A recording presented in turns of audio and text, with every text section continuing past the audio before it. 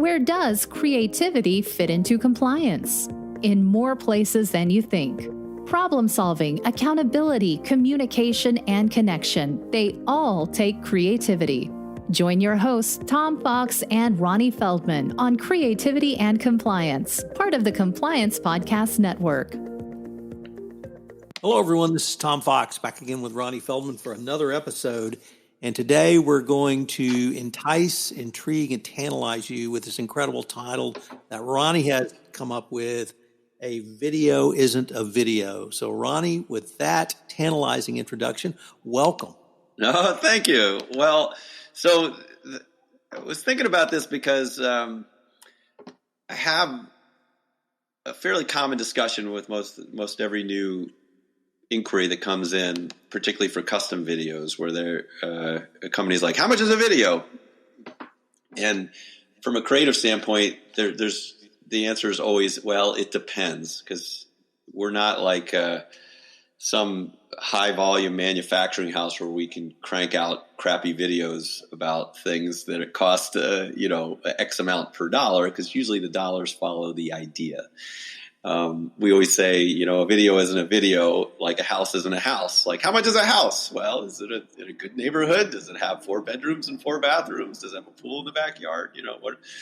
So what I thought we would do today is talk a little bit about some of the different creative techniques and approaches for making entertaining educational videos that don't suck.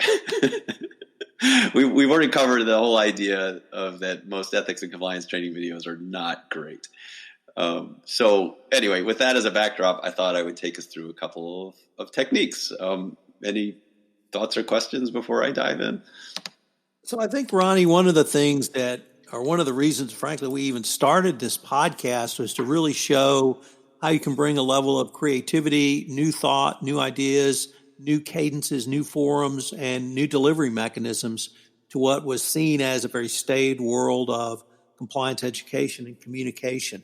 And what you have not only developed, but what you've been thinking about around videos, I think can help a CCO type to understand there are multiple forms of communication, and there are multiple audiences within every company, millennials, boomers, Xers, Zers, and probably a few more that I haven't named. But really the techniques and strategies I think you are going to share with us speak to a wide variety of employees. So I guess I wanted to start with what do you suggest or see around scenario-based videos that might even be called live action videos? Well, I thought we'd start with talking about what I will just call scenario-based or narrative form videos, because these are the most common that we've traditionally seen in the corporate education space. And so these are the scenes that are supposed to feel real to life. They have a couple of actors. They're in a real setting, in a real environment. If it's a corporate office, it's shot in a corporate office. So these are the ones that we've seen, and traditionally in the ethics space, these have been really poorly written and produced, which is why we're going back a couple of years, but they've always been laughable. Employees would always make fun of these videos because they were really stilted and poorly. They didn't have any real basis in reality, but they were meant to.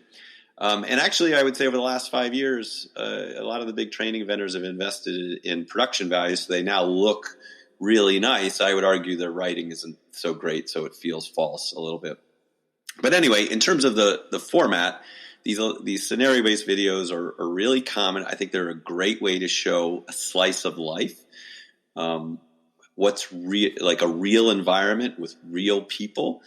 I find that there's some of the pitfalls of that of this is that one, if you're in a big complex company that has multiple different types of people and multiple different types of environment, it's really hard because you have to pick, like, we're shooting in an office today, and if you have people who aren't in an office, it's not going to look right to them. So there's some limitations in that. Since you're trying to show reality, you have to pick one reality for that scene.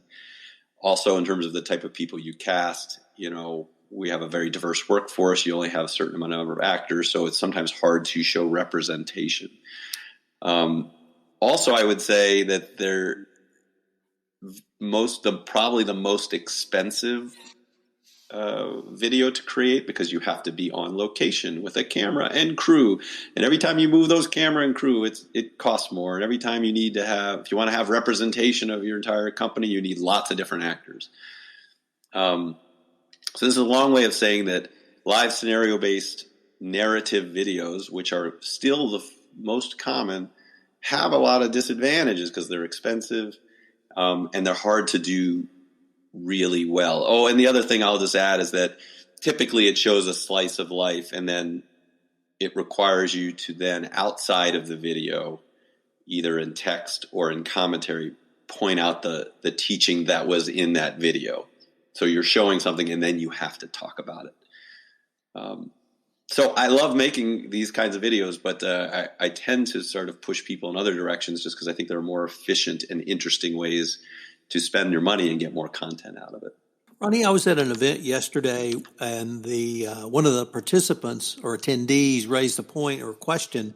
He said that he is a manager in his function, and his employees are professionals, lawyers, degreed people, and he finds that he has difficulty with 3 types of employees to get them to raise their hand and ask for help or speak up. One are those who are too timid. They don't really know. They're afraid to look bad. Second group is the cowboys, what I call the cowboys, those who know everything. And the third group sort of falls in the middle, but they're really, they're not timid, but they're followers. And they don't want to be leaders in terms of asking questions or asking for help. So they sort of follow the whatever way the school of fish is going. And it struck me that, or at least I wanted to use that as an introduction, could character monologues maybe identify those types of people and then give a compliance professional or even a middle manager some ideas on how they might deal with those employees to get them to speak up? That's a perfect context. I love the way you're thinking about this, Tom, because I love what I like to call a character monologue video as a creative device. And you just outlined a really great scenario for which that might be a good application. So, character monologues is a camera on a face. In this case, we're talking about more than likely an actor, in this case, who is representing a personality or a character trait in your company. So you said the timid, the cowboy, and the follower. A character monologue would be a great way because it's an efficient way. It doesn't take a lot of sets and scenes. You can personify what a timid person might sound like, right? Short dialogue around their point of view and why they feel what they feel. And you can even film that kind of thing on like a webcam. So these don't have to have a lot of production value, but putting a personality on camera is an interesting way to bring that character's both positive, negatives, and flaws to life. So you can personify and show what timid looks like. You can show what a know-it-all looks like. You can show what a follower looks like, and that's a really great thing to teach on. Oh, and it feels real too because you're showing a real person on camera. It tends to be a little bit more telling than showing, but if you think of it like a confession cam, like we see on all the reality TVs, it's essentially that, and people are familiar with that. So, big fan of the character monologue video. Ronnie, one of the areas that I have explored is what I will call talking heads, although I will have to confess to you, when I hear the word talking heads, Max Headroom comes into my head. Yes, I think he's the ultimate talking head. No, geez. But for those who may not understand that reference, you just have to Google it. I have a podcast called Everything Compliance, which is for compliance professionals talking. But I wanted to see one of the things that I've really not been able to get us to do in that podcast is everyone's very good at saying their opinions, but then kind of follow up and crosstalk. We really never mastered that. And I was wondering, how would you approach utilizing a talking head? Do you do the max headroom, one talking head approach? Do you believe multiple talking heads are appropriate? Or how do you look at that particular form of communication? Well, yeah, I wanted to talk about the talking head video because, again, it's another one of the most common videos that we see in corporate education and in the ethics space particularly. So you push out a new code of conduct, and then you get your CEO or your ethics officer to do this very scripted 2-minute video to talk about how important ethics is in the organization. And quite frankly, it's not the most effective way to do it because most people just tune it out. I think it's an important function to show leadership, providing backing and support. I don't think this mode of communication is great because it's a monologue and it's usually very scripted and feels inauthentic. So back to your point, the talking head video, we always say, talk shows instead of talking heads. So in our last podcast, we talked a little bit about an audio podcast and a talk show idea. I think taking some of those elements and making it into a dialogue, and a dialogue is an interview show. So instead of having one person talking to the camera, have an interviewer and an interviewee ask each other questions or have a debate or have a little discussion. You can get the same information out. It feels more natural. It's still fairly easy to produce, and it feels a little more authentic. What I've had some success in is pairing the executive with a host personality, who has some comedic or entertainment background, because then what you have is we being my company can handle the entertainment value of that discussion and allow the executive to just react and be natural and get their information out. So the pairing of entertainment and learning is quite natural in that effect. So long way of saying, I don't really care for the talking head video unless you've added that dialogue, aspect to it.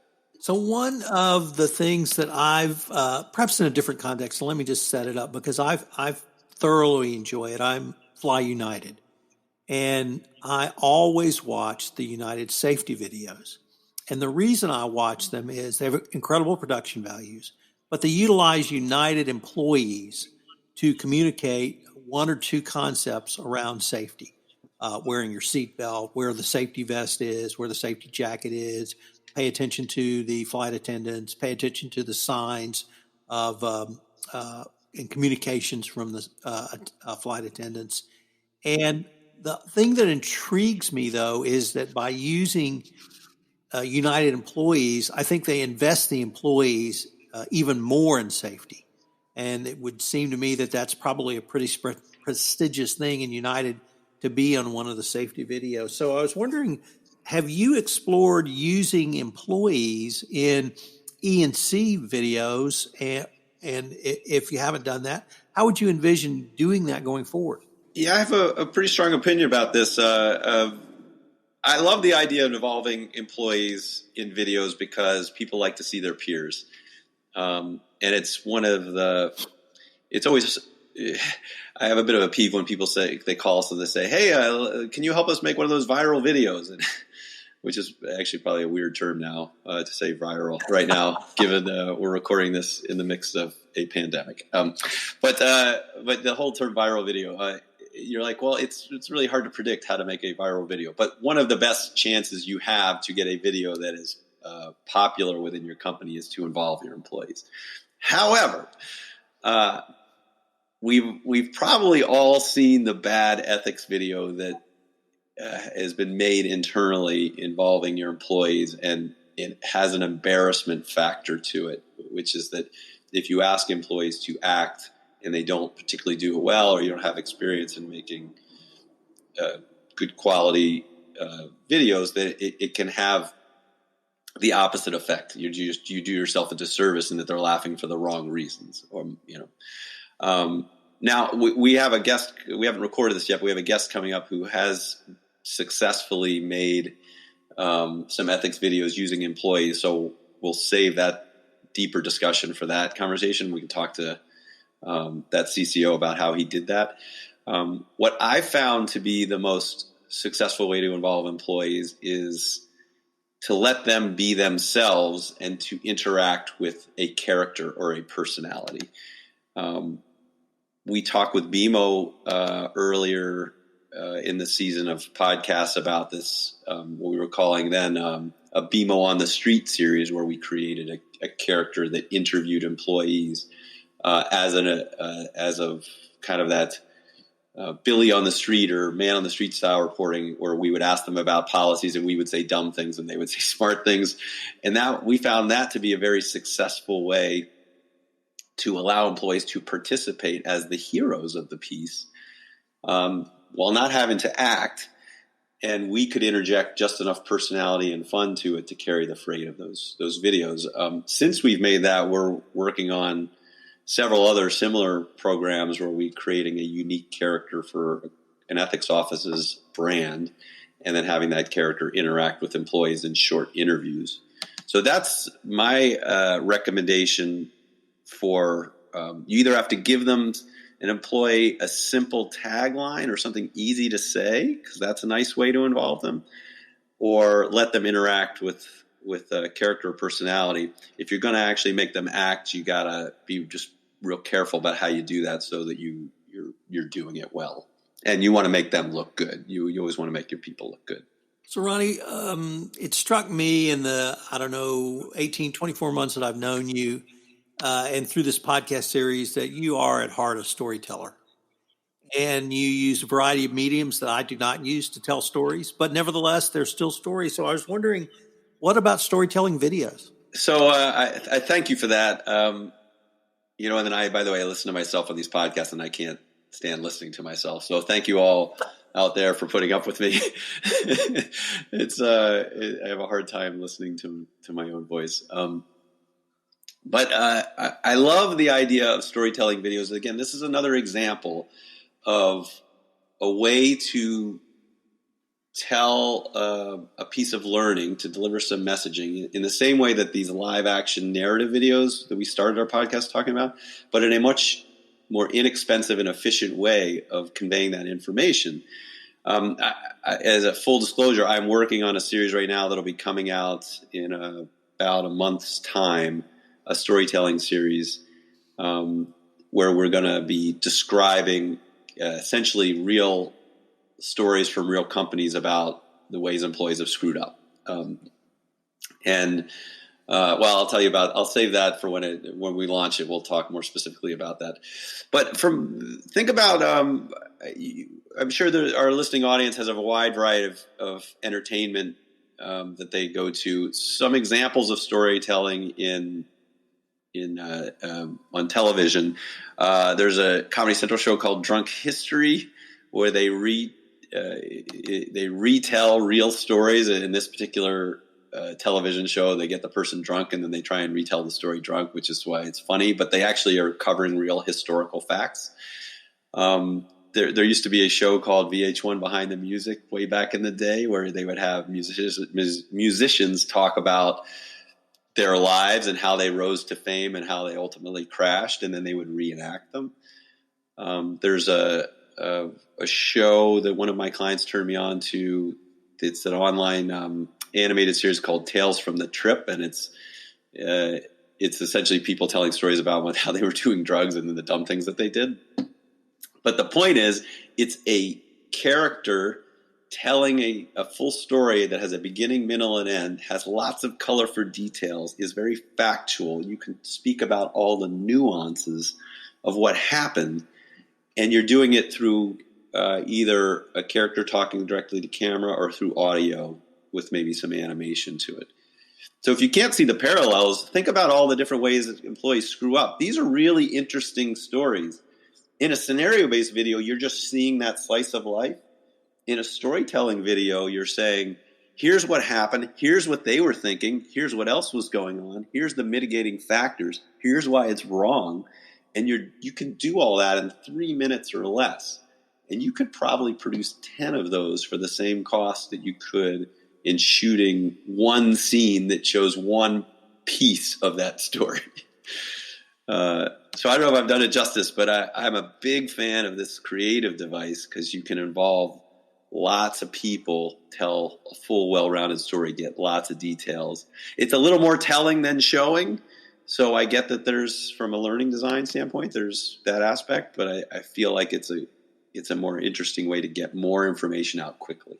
Well, Ronnie, I certainly hope that our audience now understands that a video isn't just a video. So this has been a fascinating deep dive into a variety of strategies, techniques, and tactics that you've employed and will employ going forward. So I look forward to continuing the conversation. Yeah, well, and there's a lot more techniques that we ran out of time this time, so maybe we'll have to pick it up another time. But yes, a video is not a video. There's a world of possibilities out there. Whatever you choose to do, just do it creatively. Thanks for joining us for this episode of Creativity and Compliance. If you enjoyed the episode, make sure to subscribe and leave a review.